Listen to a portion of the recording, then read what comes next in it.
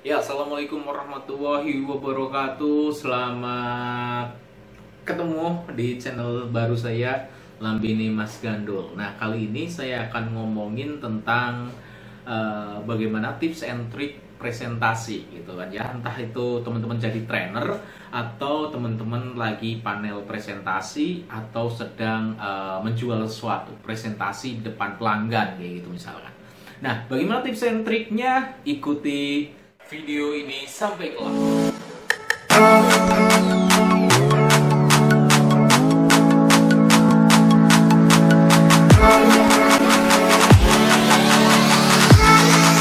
assalamualaikum warahmatullahi wabarakatuh. Teman-teman pasti bingung ya, kenapa kok videonya, channelnya tulisannya Lambini Mas Gandul.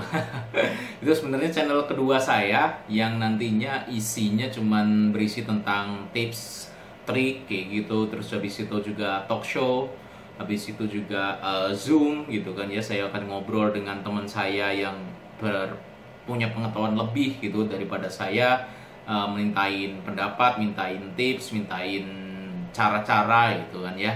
Dan juga nanti di dalam Lambini Mas Gandul itu, channel itu juga saya akan membahas tentang video-video yang viral, dan juga saya akan membahas video review film gitu kan ya, review film.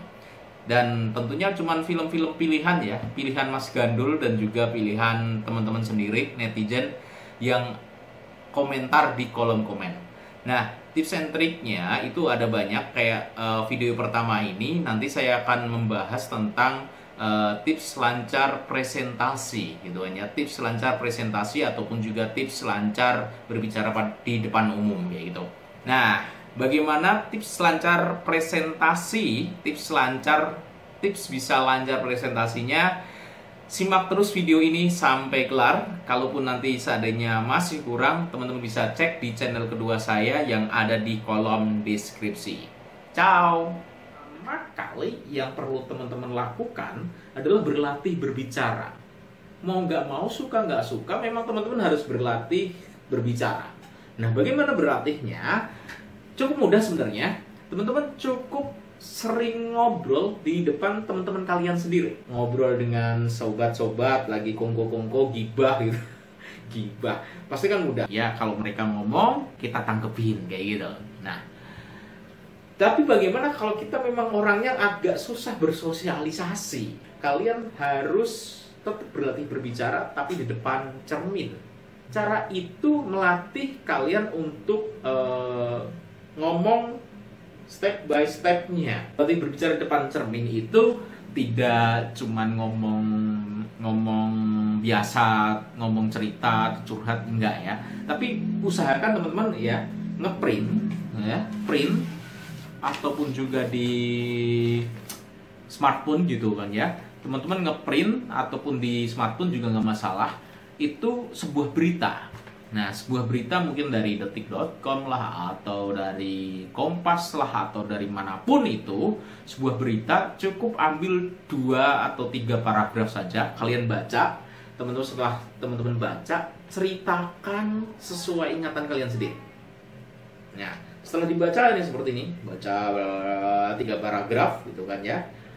Diingat.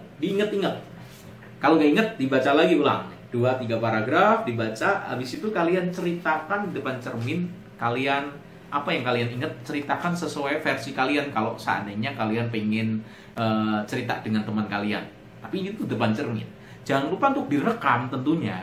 Kenapa? Kalau nggak direkam, kita nggak bisa mengevaluasi apa kekurangan kita. Nah, berlatih berbicara itu hal paling dasar saat kita pengen bisa atau berhasil presentasi. Entah panel presentasi, entah presentasi training, entah itu presentasi untuk menjual sebuah produk. Itu pertama caranya.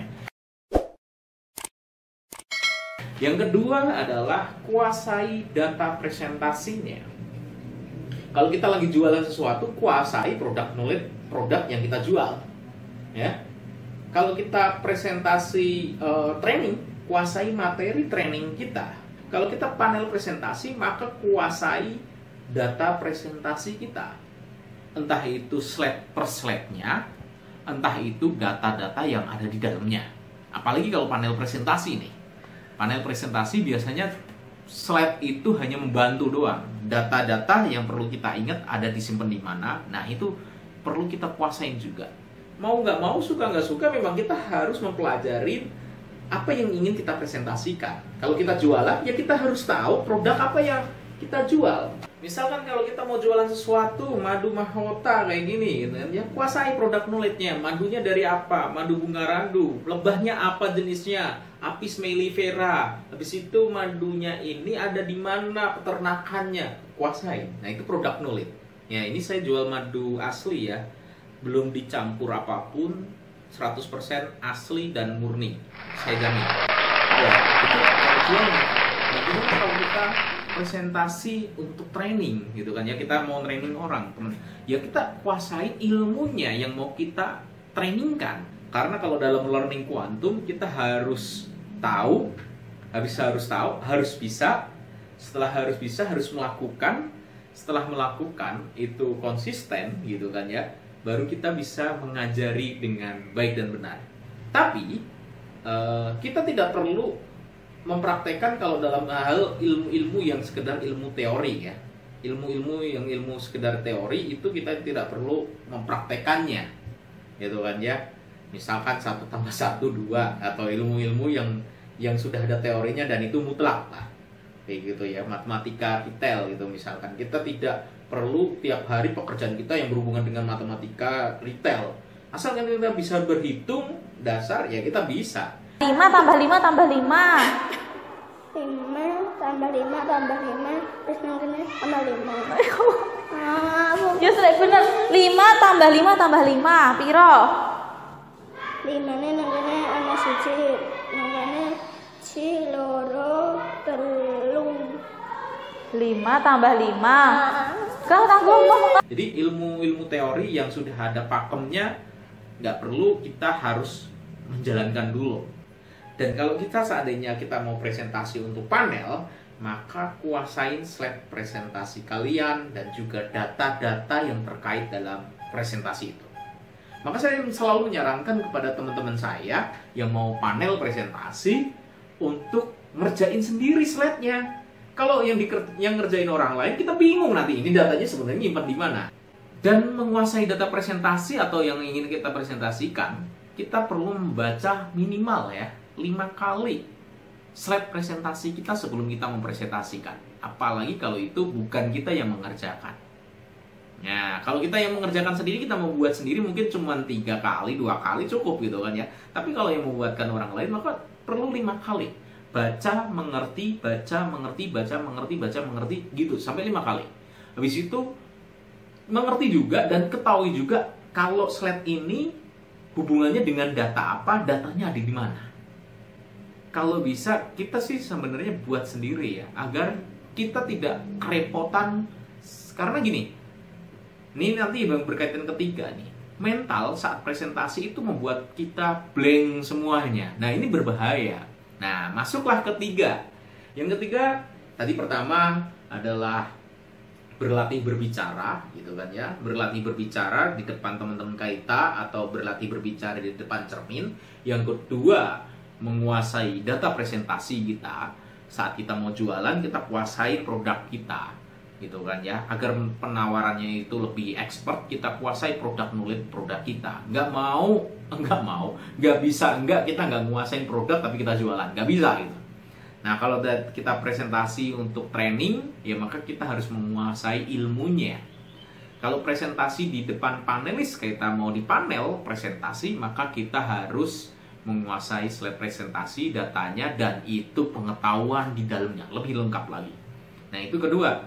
Yang ketiga berkaitan dengan mental. Ini bahayanya ini. Banyak orang-orang yang banyak presentator itu saat sudah berada di depan panggung gitu kan ya, dia mengalami nervous. Nah, saya yakin videonya belum kelar. Makanya teman-teman silakan kunjungin channel kedua saya, Lambini Mas Gandul, ada di kolom deskripsi. Dan jangan lupa untuk like, subscribe di channel kedua saya itu. Dan juga di channel ini like dan subscribe-nya juga ya. Sorry banget kenapa harus dibagi 2. Karena memang saya ngeditnya 2 hari. Jangan sampai saya 2 hari tidak ada hasilnya gitu kan ya. Gak munafik kan, kita butuh adsense-nya juga. Oke, saling subscribe. Thanks.